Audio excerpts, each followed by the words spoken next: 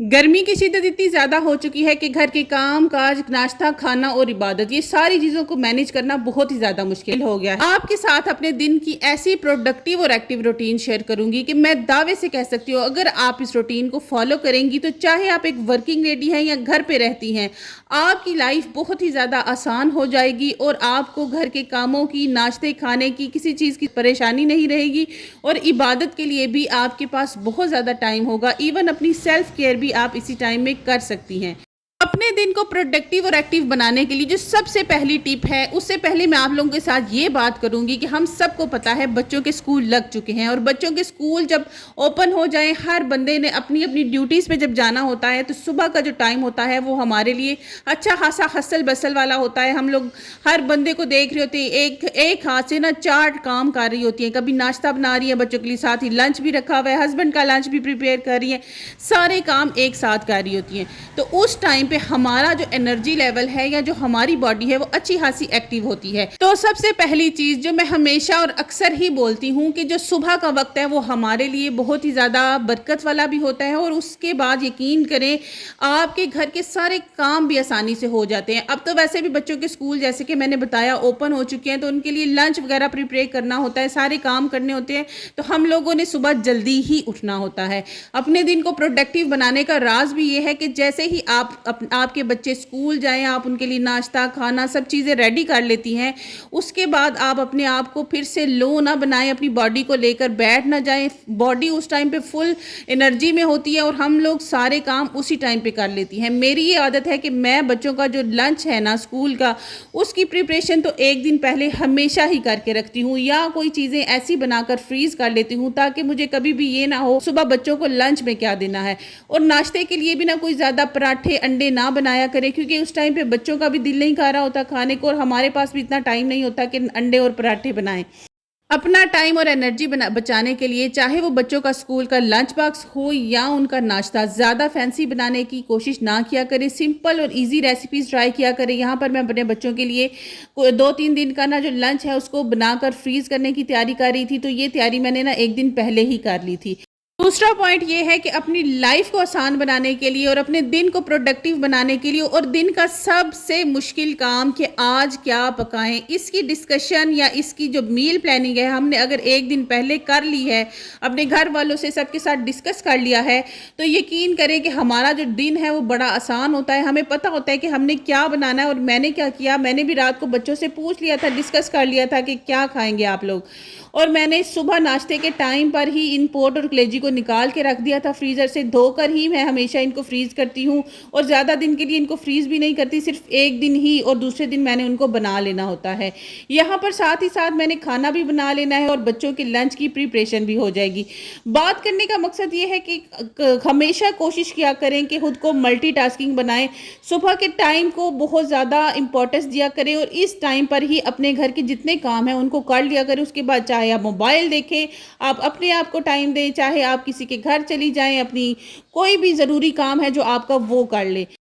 Time को manage करना एक वर्किंग लेडी के लिए जितना मुश्किल हो सकता है ना, उतना किसी के लिए भी नहीं है। चाहे हम एक होम मेकर्स है ना, हम लोग फिर अपने टाइम को मैनेज कर लेते हैं, क्योंकि हम लोगों ने पूरा दिन घर में ही रहना होता है और थोड़ा थोड़ा करके ही सही, लेकिन हम अपने घर के तमाम काम टाइमली पूरे कर लेती हैं। लेकिन अगर आप एक वर्किंग लेडी हैं तो यकीन करें ये रूटीन आपके इतने काम आने वाली है, आपको पूरा दिन आपका इतना एक्टिव लगेगा। आप जब अपनी जॉब पर भी जाएंगी आप पीछे से बिल्कुल रिलैक्स होंगी कि मैंने घर के तमाम काम भी कर लिए हैं, बच्चों का नाश्ता खाना और लंच को भी प्रिपेयर करके रखा ही हूँ, अब मुझे घर में जाना है और किसी किस्म की कोई परेशानी नहीं होगी। यकीन करें जब मैं भी जॉब किया करती थी तो मेरी भी यही रूटीन हुआ करती थी, मैं अपनी इसी रूटीन को फॉलो करती थी और आज मैं सोचती हूँ कि काश जब मैंने ये काम करती थी, जॉब करती थी, उस टाइम पे मैं इन चीज़ों को फिल्म करती ना, तो प्रैक्टिकली लोगों को बता भी सकती कि वाकई ही ये चीज़ें पॉसिबल हैं। हमारा सुबह का टाइम इतना बरकत वाला होता है, यकीन करें सुबह के टाइम पे काम सारे ख़त्म हो जाते हैं और उसके बाद इतना टाइम होता है कि समझ नहीं आती कि पूरा दिन में अब मैंने काम करने क्या है। यहाँ पर अभी मैंने सफाइयाँ नहीं की हैं, सिर्फ क्या है कि मैंने बर्तन धोए हैं, किचन साफ़ किया है और साथ ही साथ मैंने अपने खाने की भी तैयारी कर ली है और पीछे आप घड़ी में देख भी सकते हैं कि अभी 9 नहीं हुए और मेरा जो लंच है वो भी प्रिपेयर हो गया है, बच्चों का लंच बॉक्स भी प्रिपेयर हो चुके हैं। अब यहाँ पर घर के तमाम काम हो चुके हैं। झाड़ू मैंने जब मैं हंडिया को भून रही थी उस टाइम पे ही लगा लिया था। फिर मैंने थोड़ी देर सांस लिया और पानी शानी पिया, खुद को रिलैक्स किया और अब मुझे लगाना था पोछा। 10 मिनट रिलैक्स करने के बाद, सांस लेने के बाद अब मैंने पोछा लगा लिया। और यकीन करें अभी जो टाइम है ना वो 10 भी पूरे नहीं हुए होंगे और मेरा जो काम है वो कंप्लीट हो गया है। इसके बाद फिर आपके पास इतना टाइम होता है कि आप चाहे तो रिलैक्स करें, इबादत करें और कुछ भी करें। और इबादत हमारी ज़िंदगी का अहम हिस्सा है। यकीन करें मेरी एक रूटीन है और इसी रूटीन को मैं फॉलो करती हूँ और इस रूटीन से मेरी ज़िंदगी में इतनी बरकतें और रहमतें हैं कि मैं किसी को बता ही नहीं सकती कि मेरी ज़िंदगी में कितनी रहमतें हैं अल्लाह ताला की। घर के काम कर लेने के बाद हमेशा ना शावर ज़रूर लिया करें ताकि जब आपके बच्चे घर पे आएँ उनको भी आपसे अच्छी खुशबू आए और आपके शोहर भी आएँ तो उनको भी आप सजी सवरी ही नज़र आए। और जब भी आप कपड़े चेंज करती हैं ना तो पुराने कपड़ों को ऐसे ही गीला ही पसीने से लथपथ टोकरी में ना डाला करें। इनको एक दफ़ा हवा लगाकर पसीना इनका अच्छे से सुखा करना इन कपड़ों का, फिर टोकरी में डाला करें। इससे आपकी जो लॉन्ड्री बास्केट है उससे भी स्मेल नहीं आएगी और आपके कपड़ों में जो स्मेल घुस जाती है ना वो भी नहीं आएगी।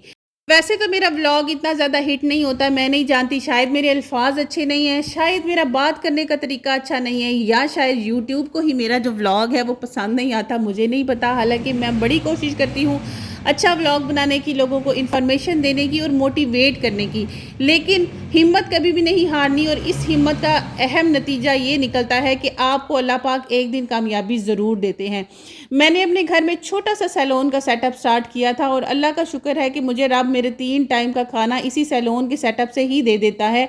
मेरी रूटीन है कि मैं घर के तमाम काम कर लेने के बाद अपनी वर्क प्लेस पर, अपने जो काम की जगह है वहाँ पर बैठती हूँ, इबादत करती हूँ, कुरान हानी करती हूँ, अल्लाह का शुक्र और ज़िक्र अज़कार करती हूँ। और यकीन करें मेरा सपारा बंद नहीं होता कि अल्लाह मेरा रिस्क जो है वो मेरे हाथ पे रख देते हैं, मेरे पास भिजवा देते हैं। जो हमारा घर है ना वो भी हमारी एक वर्क प्लेस है, हमारा काम करने की जगह है, जिसको हम हमेशा जन्नत बनाने की कोशिश करती रहती हैं, हर तरह की कोशिश करती हैं। इसलिए जब भी आपके पास टाइम हो अपने रब की इबादत करें, ना कि अपने मोबाइल को स्क्रॉल करें, जिससे हमारा टाइम भी वेस्ट होता है। और हमारे मोबाइल को स्क्रॉल करने से हमें कभी दिली सुकून नहीं मिलता, दिल हमेशा बेचैन होता है।